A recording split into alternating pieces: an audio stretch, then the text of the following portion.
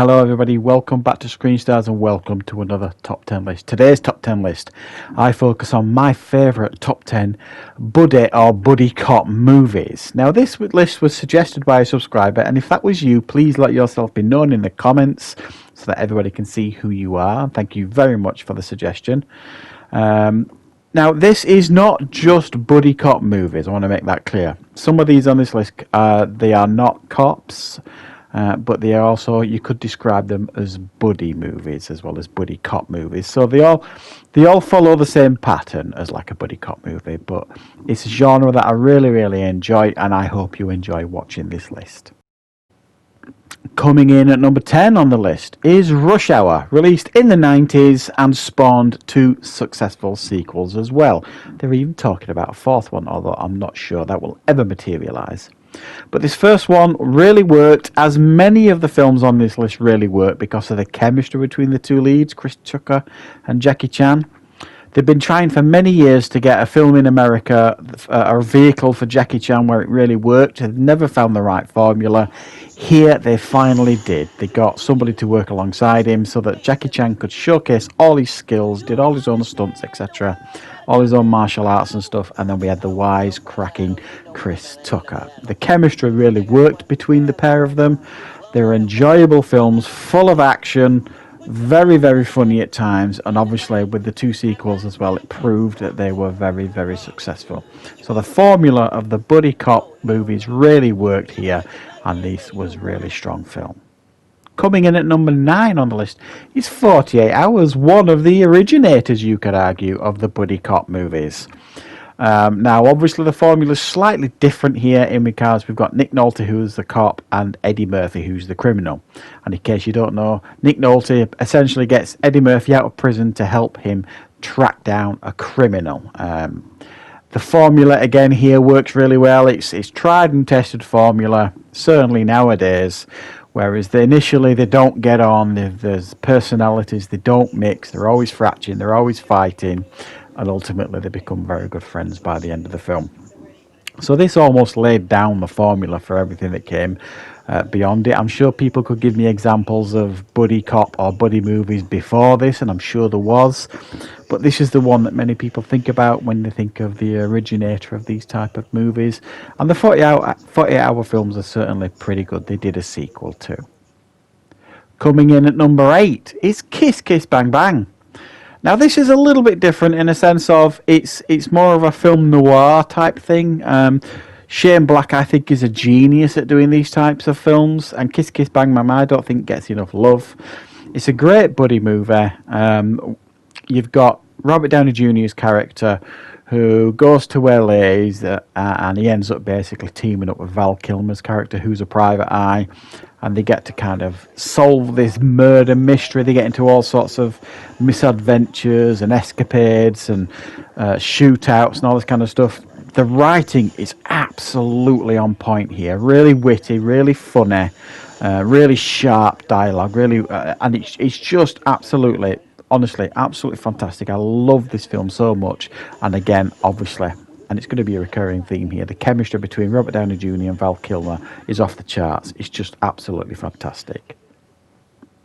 Coming in at number 7 is Die Hard with a Vengeance.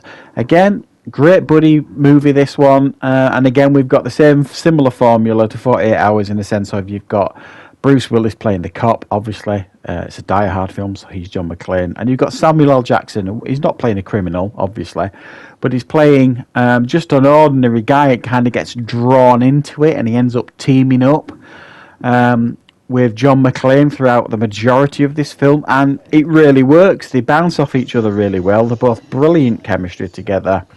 They've got some great scenes together, some great dialogue, constantly fracturing, certainly in the early parts of the film, in fact the majority of the film, but it really works in the strength of this film. Seeing them solve these puzzles together, solving how to stop these bombs from going off, and it's a really good buddy film, and you wouldn't think the formula would work with a Die Hard film, but it absolutely does. Coming in number 6, we have Bad Boys. Again, very popular films that have spawned, how many sequels have we had now? 3 sequels. Bad Boys 2, And oh no, we've had Bad Boys 2 and we've had Bad Boys for Life. So we've had 2 sequels following this one. All very, very successful. I really like this franchise. I think it's witty. I think it's funny. This was the first one. This was the film that arguably made Will Smith a real star in the eyes of cinema goers. He kind of did this, then he did Independence Day and then Men in Black, kind of following each other. And he was a megastar after those 3 films. But this was the first one, really, after leaving The Fresh Prince. Again, Martin Lawrence, Will Smith, great chemistry. The film really works in regards to the sparks that fly when these two get together. The dialogue's funny, it's witty, it's violent, the action scenes are great. And it really worked the formula to perfection, this film. Coming in at number 5. I think this is a wonderful film. And it is a buddy film. It's not a buddy cop film, it's a buddy film. And for those of you who don't know, Robert De Niro essentially plays a bounty hunter and he's got to bring Charles Grodin's character cross-country in order to collect his bounty. That is a sizable amount. But the thing is, the problem that he's got, Robert De Niro, is that the mafia is chasing Charles Grodin as well as the FBI. Everybody wants him. So he's got to keep him at arm's length from all these other people. Great film. Again, recurring theme, incredible chemistry between these two, Charles Grodin and Robert De Niro. They teased a sequel for many, many years. Obviously, we're not going to get that now, especially with the passing of Charles Grodin, but just an incredible film. Coming in at number 4, one of my favourite films of the last decade, if not the favourite film of the last decade. It's The Nice Guys, released in 2016, this one. Ryan Gosling, Russell Crowe. I recently did a review on this one as a movies you may have missed. This one did nothing at the box office, which is an absolute crying shame. Again, it's Shane Black, similar in concept to Kiss Kiss Bang Bang. Ryan Gosling plays a private eye. Russell Crowe plays like an enforcer. They end up coming together, teaming up to try again to solve a crime, solve a mystery. It's witty, it's funny. Ryan Gosling, I think, gives a career high performance here. Russell Crowe, I don't think, has rarely been better. Both of them are charming, both of them are funny. Again, chemistry off the charts. Fantastic film. Coming in at number 3, and I bet some of you have never even heard of this film. It's Running Scared. This was released in the 80s. I don't think anywhere near enough people have seen this one. I have done a classic film review on this one. Billy Crystal stars in this one, and Gregory Hines.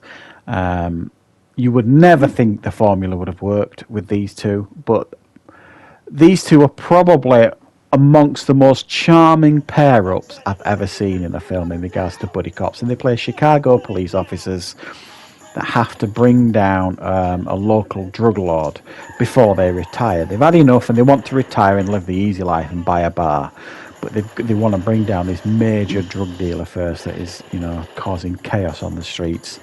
Really funny, really witty, surprisingly good action scenes, and one of those hidden gems from the 80s that really desperately should be seen by more people. Coming in at number 2 is Stakeout, another 80s classic, and I smile when I talk about this film because I just love it so much. Again, this spawned a sequel. The sequel obviously is not as good as the first one, but it is still watchable. And here we have Richard Dreyfuss and Emilio Estevez teaming up as police officers who are given the task of staking out the ex-girlfriend of an escaped convict in the hope that this escaped convict will make contact with his ex-girlfriend. But Richard Dreyfuss's character ends up falling in love with her. It's lovely, it's charming, it's really, really funny. Great chemistry once again. Emilio Estevez and Richard Dreyfuss, I mean, they really are brilliant together on screen. And when we get the action in this film, that is done really nicely too. Honestly, guys, if you've never seen this one, it's an 80s classic, and honestly, I can't recommend it highly enough. It's absolutely brilliant. For me, can be no surprise that making it to number 1 is Lethal Weapon. arguably the series of films that perfected this formula better than any other. This spawned another 3 sequels. We got 4 Lethal Weapon films, and I'm a big fan of all of them. I think they're all carry their own merit, to be honest. They're all very, very good in some way. But the first one is where we're first introduced to these characters of Riggs and Murtaugh, Mel Gibson, Danny Glover. And has there ever been a better pairing on screen in regards to buddy or buddy cop movies? They're fantastic together. They're absolutely electric together. The film itself is a perfect film. It's really watchable. Great action.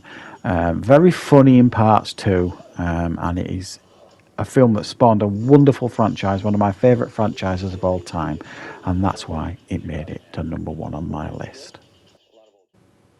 So there you go, guys. That is my top 10 favourite buddy cop movies. I hope you will agree that there are some interesting choices on there. I think all of them fit that formula to some degree, and all of them are amongst my favourite films. And are all really watchable, and many of them spawned franchises, which shows the popularity of this formula. We haven't really had a series of like buddy cop movies for a few years. The last one that I would class maybe like a buddy type movie is The Nice Guys, that made it onto my list. I'm sure you guys could give me many more suggestions in the comments that would have made your list, and I would be very interested to hear about those. So thanks very much, guys. I will be back obviously with plenty more content and top 10 lists on the channel very soon.